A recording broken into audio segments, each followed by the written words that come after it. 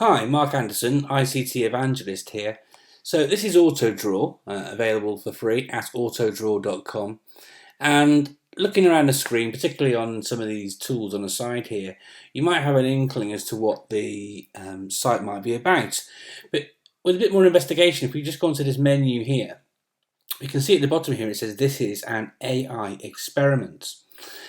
That sort of gets your interest piqued a little bit. Let's have a little look at what AutoDraw can do for us. So I often recommend sites like the Noun Project and Flat Icon and Pixabay to find various sort of icons and images to help us create resources for use in the classroom. But sometimes, it's very difficult to do that without putting attribution on and all that sort of stuff. What this site allows us to do is to actually be able to create our own images, our own icons, and whatnot for use in infographics or other resources we might be looking to make.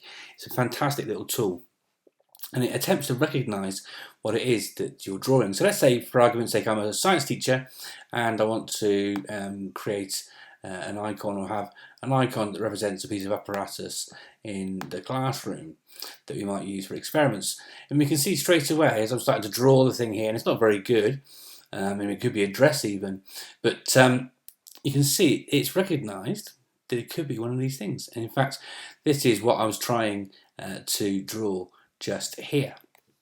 So now that I've got that, I can use that in lots of different ways and very easily too.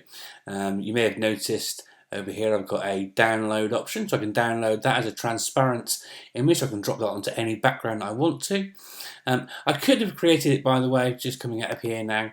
We have got options here for free drawing, typing things, filling colours, various shapes. We've got a whole bunch of colours on a broad palette here as well.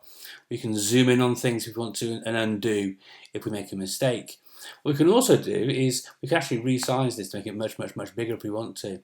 And all you need to do just to better see all of it is just to zoom out using these shortcut keys or just using the menu here like so. You can still see the whole page and then draw more on the side over here if you want to.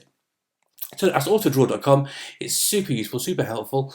One last little thing, if you don't want to go for the whole thing of only using a white background on a resource you're making, this is what I tend to do. Rather than doing the whole download a file thing, I'll just grab the image using my snipping tool and then just paste it wherever it is I want to use it. Look, I hope you found this helpful and useful, and thank you very much for taking the time to watch and listen. Cheers.